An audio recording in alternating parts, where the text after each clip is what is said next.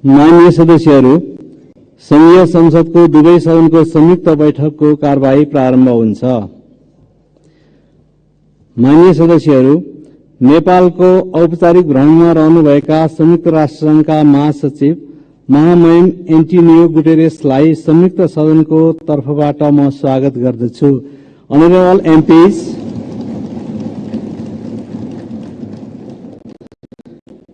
I would like to extend a warm welcome to His Excellency Antonio Guterres, the Secretary General of the United Nations, on behalf of the joint sitting of both houses.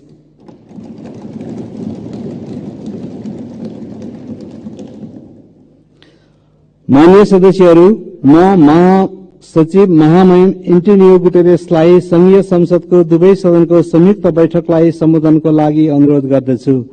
Honorable MPs, I would like to request His Excellency Antonio Guterres to address the joint sitting of the both houses of the Federal Parliament.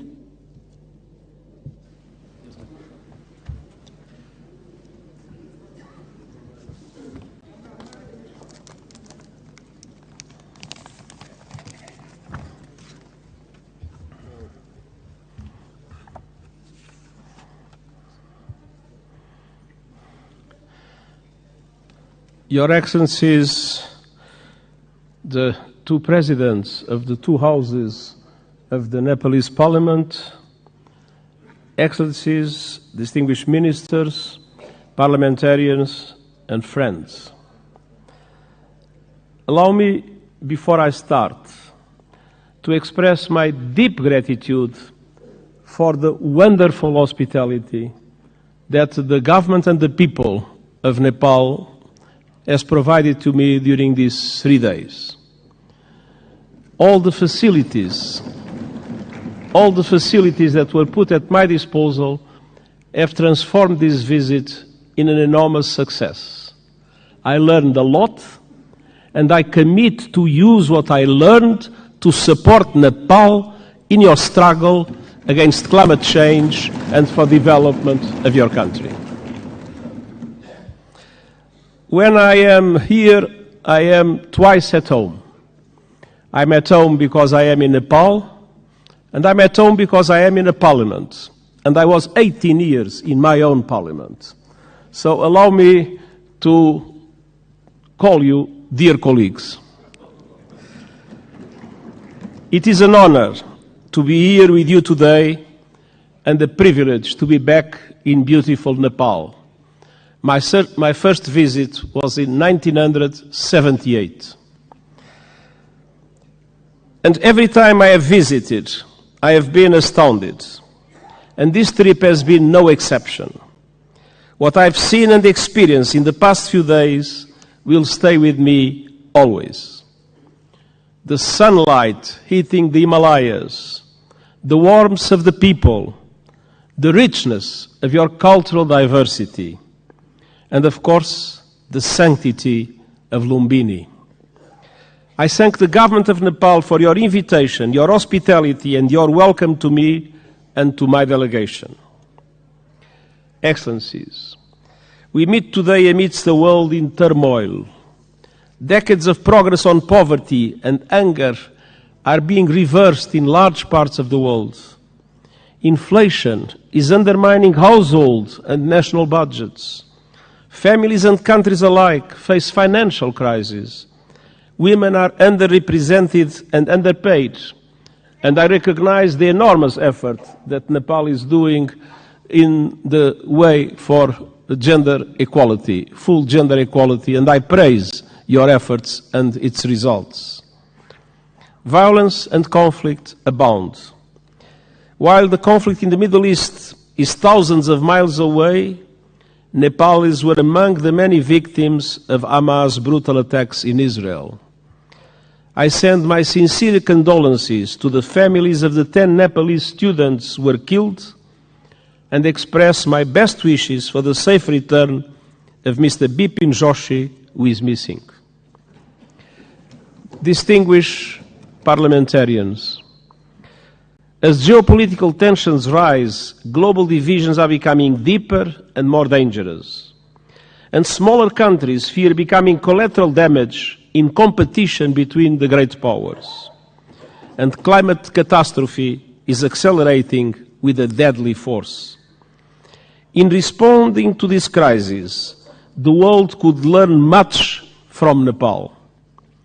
This country is a promoter of peace, a champion of multilateralism, and a staunch supporter of sustainable development and climate action.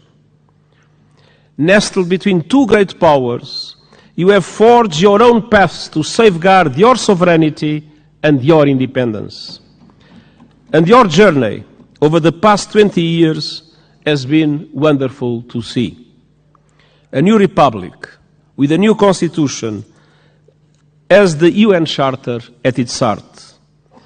You were quick to embrace the Sustainable Development Goals and are making progress on many of them, independently of the difficult financial conditions that developing countries face in today's unfair world. Your country has successfully calmed the storms of conflict and moved from war to peace, a process the United Nations has been proud to support. Dear parliamentarian colleagues, Nepal does not stand still.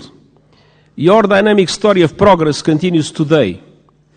Your graduation from least developed countries status is imminent, and the United Nations is committed to supporting a smooth transition. And you are preparing the final stages of our Nepal's-led peace process, healing the wounds of war through transitional justice. A process to bring peace to victims, families and communities haunted by questions and scared by injustice, and help put the past to rest. Transitional justice can play a vital role in securing lasting peace, but we all know it's not easy. By nature, is a delicate and complex process. We know that transitional justice has the greatest chance of success when it is inclusive, comprehensive, and has victims at its heart. When it centers on truth, reparation, and justice, when women participate fully, and when all victims of human rights violations can find meaningful redress. And I welcome efforts here in Nepal to drive progress and find solutions in this regard. And I want to tell you are not alone. The United Nations, respecting the Nepalese leadership of this process, stands ready to support you with your victim-centered process and its implementation in line with international standards, your own Supreme Court's rulings. The United Nations and Nepal are old friends. Our cooperation runs deep. Nepal has long been a cherished member of the UN family and a powerful voice for developing countries, most recently as chair of the Least Developed Countries Group. And this relatively small country compared with the big powers has made an outsized contribution to international peace. Of all the countries on earth, Nepal is the second largest contributor of troops to United Nations missions, military and police.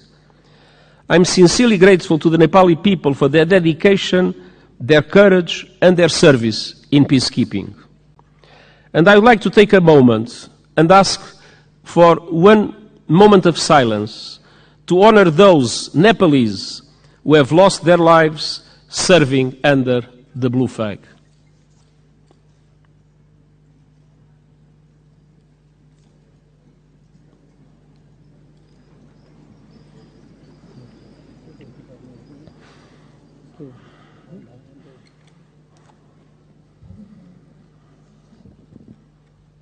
हामी मौन धारणको लागि 1 minute साथ दिनेछौं।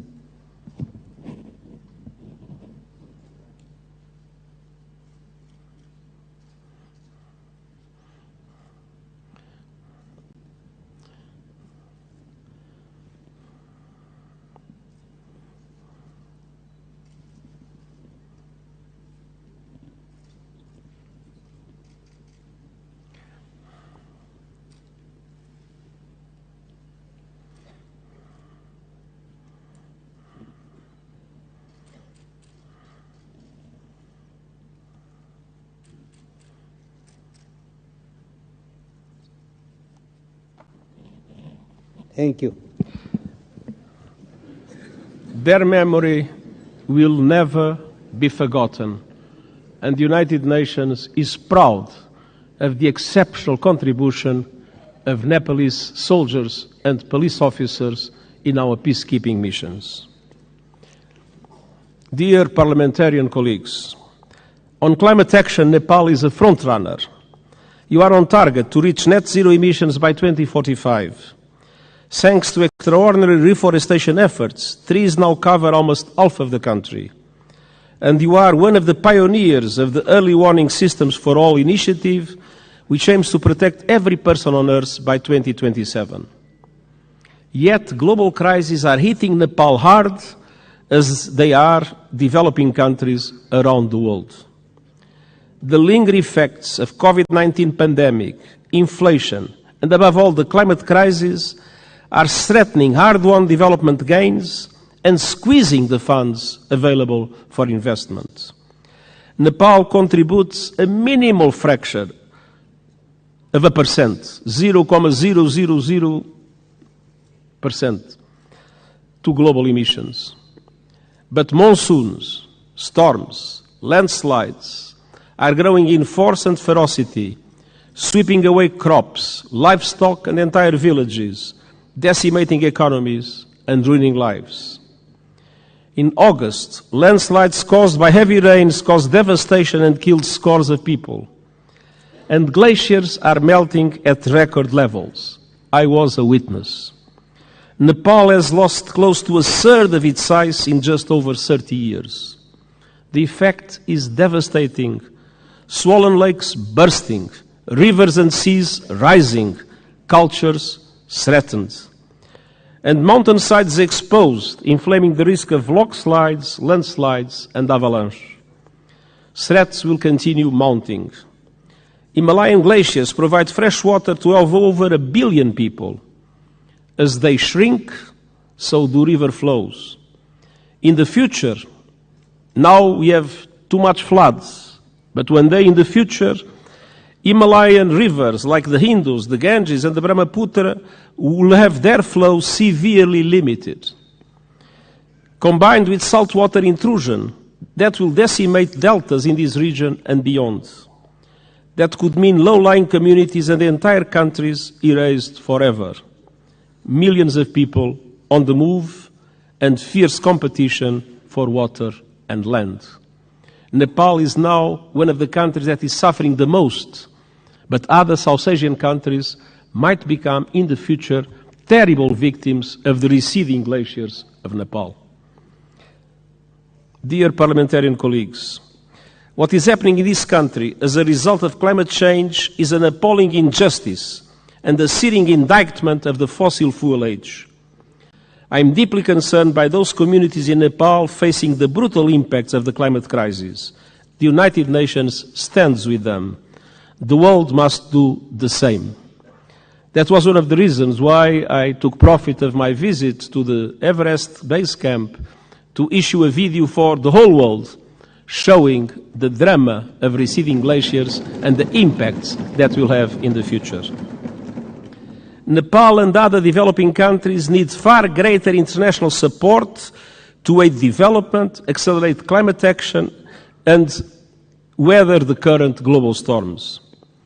I have proposed a Sustainable Development Goals stimulus that would release at least $500 billion a year in affordable long-term finance for sustainable development and climate action in developing countries like Nepal.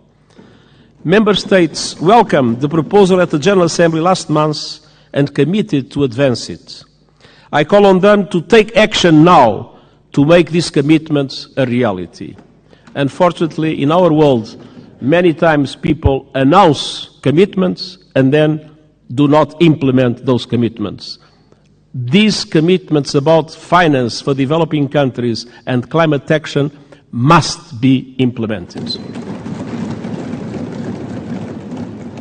I urge leaders to act on climate without delay, with the biggest emitters leading from the front. All countries must put the acceleration agenda I propose into effect to limit the rise in global temperature to 1.5 degrees Celsius. And they must make COP28 count with a strong outcome building on the so-called global stocktake. And we also need to deliver climate justice. Developed countries must honor the promise of $100 billion a year to support developing countries in climate, and double adaptation finance as a first step of devoting half of climate finance to adaptation. Investment in the resilience of communities, in the resilience of infrastructure is today a must, because climate change impacts are not a problem of the future, they are felt today by the populations, and it is today that developed countries must support countries like Nepal to do the necessary investments in that regard. The most vulnerable must be at the center of efforts to build climate resilience. And all parties must operationalize the landmark loss and damage fund at COP28 this year. There is loss and there is damage. You can see it in Nepal. There must be a compensation for it. The Nepalese people depend on it. For families that have lost their home to storms, for communities forced to abandon their villages by rising rivers, loss and damage is not a negotiating point or a bureaucratic abstraction, it is a lifeline. Dear parliamentarian colleagues, Nepal has long been a friend to the international system, and today their system is in dire need of refresh, revitalization and reform. The world is in a state of flux. It is moving towards multipolarity, and that is a good thing. A multipolar world provides new opportunities for leadership and balance on the global stage. But this new dynamic requires strong multilateral institutions to maintain peace. History shows us that. At the beginning of the 20th century, Europe was multipolar, but without strong multilateral institutions, it descended into war that engulfed the world. That is not a risk we can take. We need strong international reformed institutions that reflect the realities of today. But ours, like the Security Council or the Bretton Woods system, mirror the world in which they were founded almost 80 years ago. They correspond to 1945. They do not correspond to what is the world in 2023. That must change. Developing countries must have far greater representation in international institutions.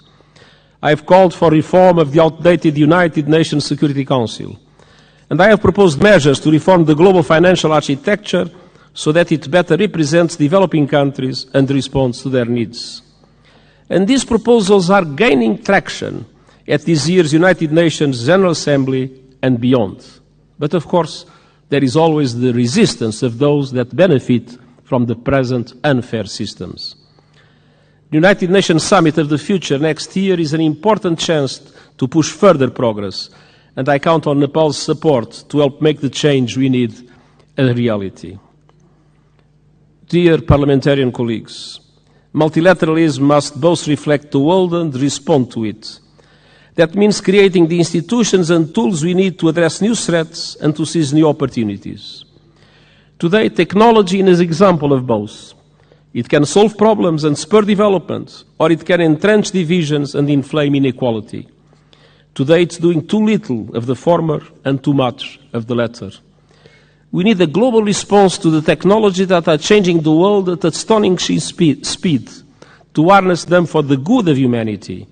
And all countries must have a say, not only the most rich countries in the world that have more resources to develop those new technologies. My high-level board on artificial intelligence includes experts from G77 countries, the Global South. It will report this year, so member states can consider global governance options for artificial intelligence. And it must also bring the benefits of technology to all and ensure that a new technological era, no one is left behind. This is the purpose of the Global Digital Compact the United Nations is proposing. It aims to bring together governments and industry to ensure that technology works for all and accelerate the Sustainable Development Goals. And I hope the Summit of the Future will be an excellent chance to push progress. As a steadfast champion of multilateralism, peace, and developing countries' interests, Nepal will be a vital ally at the summit. Dear parliamentary colleagues, it has been my great pleasure to visit this extraordinary country over the past few days. What I've seen confirms a simple truth. Nepal is a friend of the world, so the world must be a better friend to Nepal. And the United Nations will never stop fighting to make that a reality, and I thank you.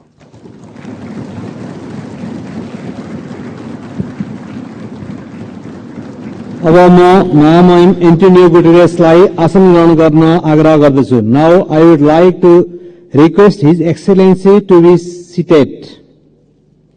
मान्य सदस्यहरू, संयुक्त राष्ट्रसंघका महासचिव महामहिमबाट आज संघीय संसदको दुवै सदनको संयुक्त बैठकलाई भएको सम्बोधनप्रति निम्नलिखित धन्यवाद प्रस्ताव प्रस्तुत गर्दछु. धन्यवाद प्रस्ताव. संयुक्त राष्ट्रसंघका महासचिव महामहिम एन्टोनियो गुटेरेसबाट नेपालको संघीय संसदको दुवै सदनको संयुक्त बैठकलाई गर्नुभएको सम्बोधनको लागि संयुक्त सदनको यो बैठक महामहिम प्रति धन्यवाद ज्ञापन गर्दछ.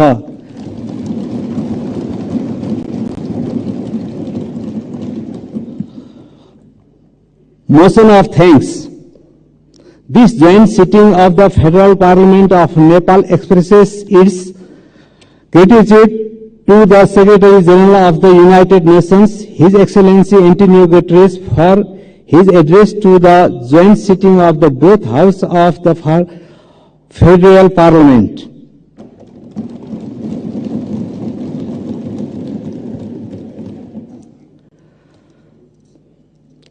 मान्य सदस्यहरू, उक्त धन्यवादको प्रस्तावलाई सहमति जनाइदिन म आग्रह गर्दछु.